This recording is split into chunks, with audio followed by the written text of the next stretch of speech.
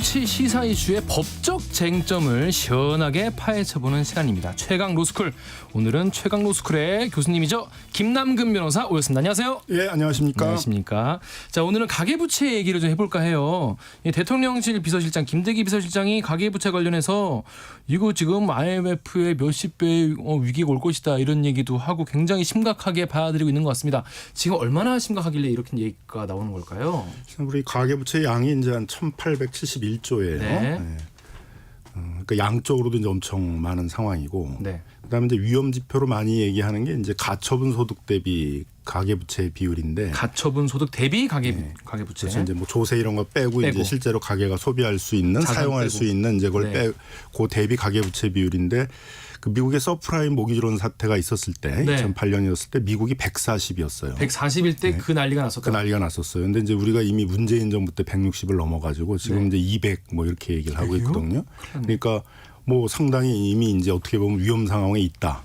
지표상으로만 보면 이제 그런 상황인 거죠. 전 세계적인 추세는 아니에요. 지금 우리나라가 특별히 높은 상황입니까? 전 세계적으로 이제 코로나19 위기를 겪으면서 네. 뭐 그 돈을 많이 풀었기 때문에 네. 뭐 늘기는 했습니다만, 근데 대부분의 나라들은 이제 재정을 주로 많이 투입했거든요. 그래서 국가 부채가 많이 늘었는데 우리는 국가 부채는 또 많이 안 늘어나고 가계부채가 그걸 그 대신에 이제 빚내서 버티라는 식으로 뭐 자영업자 부채 해주고 뭐 부동산에 대해서는 이제 빚내서 집사라 하고 이렇게 하다 보니까 이제 가계 부채가 많이 는 거죠. 그래서 가계 부채의 이제 국제적인 비교도 이제 위험 지표를 보여주는 건데, 우리가 이제 GDP 대비 한 104% 조금 네. 이제 줄어서 한 102% 이렇게 내려왔습니다만, 우리보다 높은 나라가 대부분 이제 북유럽의 그 연금을 많이 받는, 노인들이 네. 연금을 많이 받는 네. 그런 나라들 빼놓고는 우리보다 높은 나라가 없거든요. 뭐 예를 들면 영국 같이 위험하다고 하는 나라도 GDP 대비 가계부채가 한 80% 정도밖에 안 돼요. 뭐 중국, 뭐 일본 이런데 뭐 60% 이런 정도여서 우리가 굉장히 이제 가계부채가 높은 거죠. 그래서 해외에 있는 뭐 IMF나 OECD나 이런 나라들이 이제 한국은 가계부채 발 경제 위기가 올 수 있다 이렇게 이제 얘기를 하는 경제 거죠. 위기까지.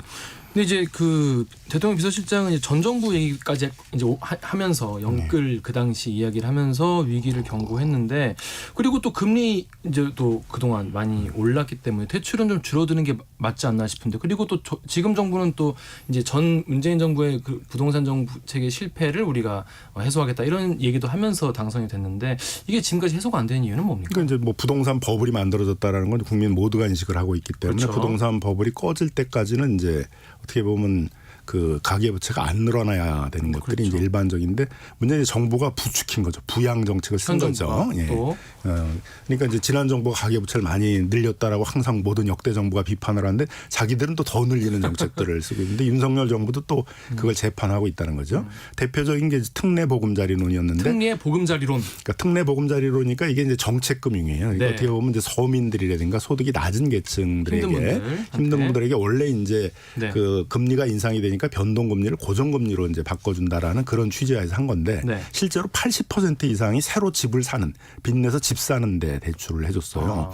그리고 소득도 대부분 다 높은 부분 소득 1억 이상의 분들에게 한 80% 이상이 대출이 됐기 때문에, 이건 누가 보더라도 이제 빚내서 집 사라 하는 것들을 지원해주는 그런 이제 부동산 경기 부양 정책으로서 특례 보금자리론을 이제 썼다 이렇게 봐야 될 거고, 여기에 이제 고물을 받게 되니까 은행들이 또 50년 뭐 그 50년이라면 뭐 그 죽기 전에 다 못 갚는 거 아니에요, 그렇죠? 그런데 그런 대출들을 그 전까지 30년 정도였죠. 30년 정도였는데 이제 50년 하면서 DSR 이런 걸 이제 피해갈 수 있는 그런 대출들을 또 이제 마구 남발을 하다 보니까 이제 가계부채가 많이 늘어나는 거죠. DSR이 있어도 그렇죠, 갚아야 될 돈이 줄어드니까. 그러니까 연단위 갚아야 될 돈은 줄어드니까. 그래서 이제 DSR을 우회해서 피해갔다 이런 얘기도 하던데, 그래서 보수 언론에서도 일제히 그 부분에 대해서 지적을 하고 비판을 하더라고요.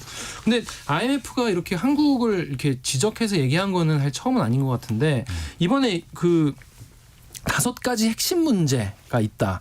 한국 가계부채가 왜 구조적으로 위험한지 5가지 이야기를 했는데, 지금 청취자분들도 요 5가지만 오늘 정리를 들으시고 가셔도 충분히 도움이 되실 것 같아요. 어떤 문제가 가장 중요합니까? 첫 번째는 이제 우리나라의 대출들이 대부분 이제 벌룬목이지. 서구 유럽에서 얘기하는 이제 벌룬이니까 이제 풍선이잖아요. 빵 터지는 이제 그런 폭발형 주택담보대출이라는 건데, 이제 뭐냐면 3년에서 한 7년 정도의 거치 기간 동안 이자만 갚는 거예요. 이자만 내는 그러다가 이제 만기에 다 한꺼번에 갚아라는데, 이게 집값이 오를 때는 이제 다음 사람한테 넘기고 가니까 문제가 없는데 그렇죠. 집값이 안 오르면 이제 은행마다 다 회수하려고 그러게 되면 그렇죠. 만기 일시에 그 많은 돈을 갚을 수가 없잖아요.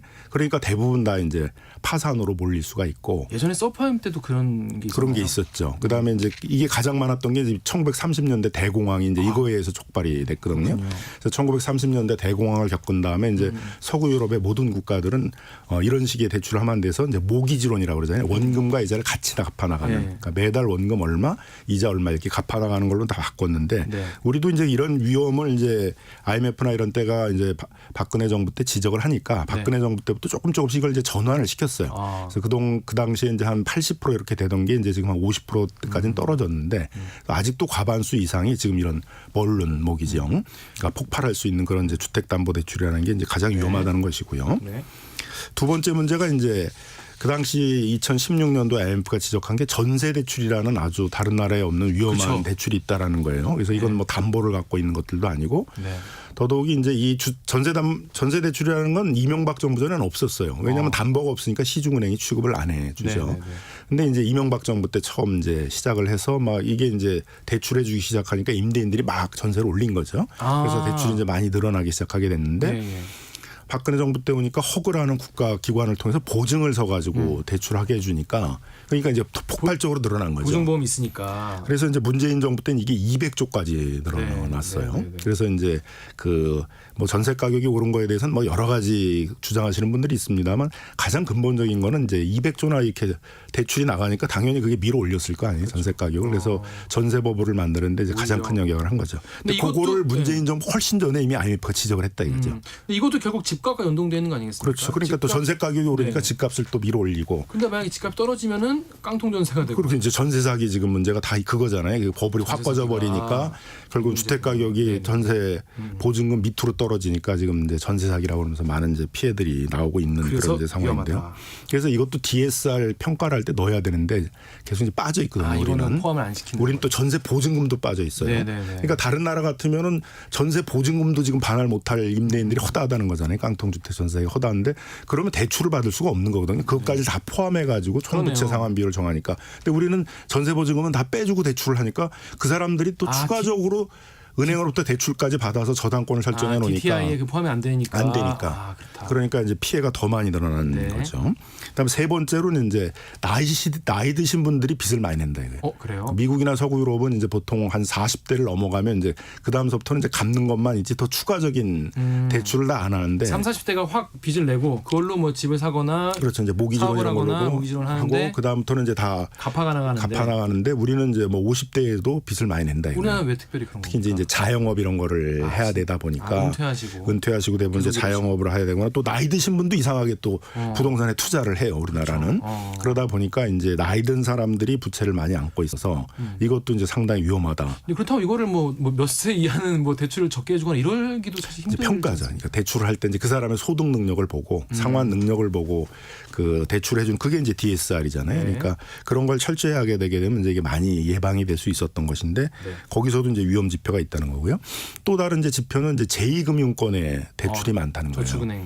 우리는 이제 1금융권과 제2금융권에 있어서의 금리 차이가 굉장히 크잖아요. 굉장히 이제 고금리인데 그 고금리의 대출들이 많다는 겁니다. 그리고 그게 이제 굉장히 급속하게 많이 늘어났다는 거거든요. 다른 나라보다 비교적 많은 편이에요. 많은 편인 거죠. 그리고 다른 나라 대부분 이제 은행들이 대부분 다 이제 관리를 하고 제2금융권이라는 건 주로 이제 투자 뭐 목적의 이제 그런 것들을 다루는 데들인데 우리는 은행들이 굉장히 보수적으로 이제 담보 같은 게 있어야만 취급을 해주니까 대출의 범위가 넓지 않은 데다가 그 위험한 대출을 하는 제2금융권을 이제 너무 많이 이용하고 있다는 게 이제 또 중요한 이유인 거죠. 그리고 가장 크게 이제 지적했던 게 금융당국의 관리 지표. 그게 이제 정상적이지 않다 이거예요. 뭐 예를 들면 이제 LTV 70%예요. 그 당시 이제 박근혜 정부 때. 70%. LTV라는 거는 집값 대비의 그 대출 범위를 얘기하는 거는 7억까지 이제 빌려준다는 건데 그건 이제 집값 변동에 따라 많이 문제가 있을 수 있고 그 사람이 또 다른 부채도 있을 수 있잖아요. 그래서 다른 나라들은 다 그 사람의 총 부채를 기준으로 해가지고 전체 부채의 비율을 가지고 연소득 대비 전체 부채의 1년에 갚아야 될 원금과 이자가 40%가 넘으면 안 된다. 소위 DSR 40%를 기준으로 하고 있는데 이제 금융당국이 엉터리 지표를 갖고 금융 관리를 하고 있다 이거죠. 그리고 실제로 그렇게 드러났잖아요. 박근혜 정부, 문재인 정부 때 엉터리 지표를 갖고 이제 관리를 하다 보니까 결국 계속 부채는 늘어나는데 우리 LTV 관리하고 있어요, DTI 관리하고 있어요 그러는데 DTI도 결국 집값 대비 그 주택담보대출의 비율을만 하는 거거든요. 근데 이미 버블이 있으면 더 그냥 부동산 투기를 하시는 분들은 여러 대출이 있는 거잖아요. 그럼 그 대출을 다 합쳐서 계산을 해야 되는데 아까 얘기했던 임대사업자 같은 사람들은 보증금 채무도 다 그렇죠. 고려를 해야 되잖아요. 근데 그런 건 다 빼버리고선을 하다 보니까 이제 이렇게 버블이 만들어졌던 거죠. 5가지나 굉장히 위험한 포인트가 있는데 그 지금 당정이 지금 이제 스트레스 DSR을 연내 도입하겠다. 쉽게 말해서 앞으로 금리 오를 거를 좀 예상을 해가지고 DSR 산정할 때 포함을 시키겠다는 거죠. 근데 이게 뭐 해법이 될까요? 그러니까 쉽게 말해서 뭐 4억 빌릴 수 있는 거 좀 더 깎아서 3억 5천만 빌려주겠다 이런 느낌인데. 그러니까 이제 가계부채를 관리하는 뭐 여러 가지 방식이 있습니다만 이제 그 중에 하나는 이제 소위 DSR이라는 금융의 기본 원리를 지키는 거죠. 이게. 그래서 이걸 이제 잘 관리해야 되는데 뭐 첫 번째는 뭐 스트레스 이제 금리라는 것들은 앞으로 금리가 인상될 거라는 그 리스크를 반영하는 금리라는 뜻이거든요. 네네. 그러니까 예를 들면 뭐 한 5천만 원 그 돈을 빌리시는 분이 4.5%로 빌린다. 그러면 현재는 한 4억 정도 빌릴 수 있어요. 근데 거기다가 이제 앞으로 1% 정도 금리가 오를 거다라는 걸 예상을 해서 스트레스 금리를 2% 가산을 하게 되면 3억 4천으로 확 줄어들게 되거든요. 그렇죠.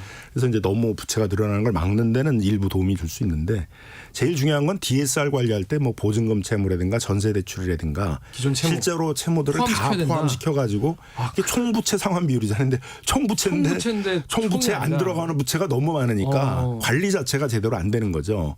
막 전세 대출이 200조라 늘어날 건 예상도 못했을 거예요. 이명박 정부 때 처음 시작했는데 그게 200조가 됐으니까. 말씀 듣는데 저도 약간 그 말씀 드리기가 약간 막막한 게 저도 그러면은 지금 전세 대출을 해서 살고 있거든요. 근데 내 집을 살려면은 그럼 이것도 포함돼서 해야 되니까 내 집 마련은 정말 이제 방법이 없는 건가 이렇게 참 서민분들은 힘들어하시는 분들 많이 계실 것 같아요. 정부 정책이 이 부동산 버블을 그대로 놔두고 큰 빚 내서 집 사라 이렇게 하는 나라는 없거든요. 네. 그래서 주택 가격을 어느 정도 부담 가능한 수준으로 내리려는 정책들을 해야죠. 그래서 어느 나라나 보게 되면 주택 정책에는 어포더블이라는 얘기가 다 들어가거든요. 부담 가능한 우리 표현으로 하면 부담 가능. 그래서 주택 가격이 부담 가능한 수준으로 나오게 하기 위해서 부담 가능한 가격으로 분양하는 사람들에게는 은행들이 우선적으로 대출을 뭐 하게 해준다든가 우리 같은 뭐 분양가 상한제 같은 걸 통해 가지고 그 부담 가능한 가격을 만들도록 한다든가 이런 정책을 써야 되는데 우리는 또 그걸 다 풀어줘 버렸잖아요. 그러니까 이게 공급자 위주로만 하다 보니까 결국 실수요자들은 남은 게 큰 빚 내서 집 사는 게 되다 보니까 막막하게 돼버리잖아요. 그래서 주택 정책을 한번 다시 전체적으로 좀 조율할 필요가 있다라고 이제 보여지고요. 그렇습니다. 자, 그런데 이제 우리나라 같은 경우에는 가능한데 이제 그러니까 다른 나라 같은 경우 이걸 좀 이렇게 뭐랄까 제대로 가계 부채를 좀 이렇게 줄인 사례가 있어요?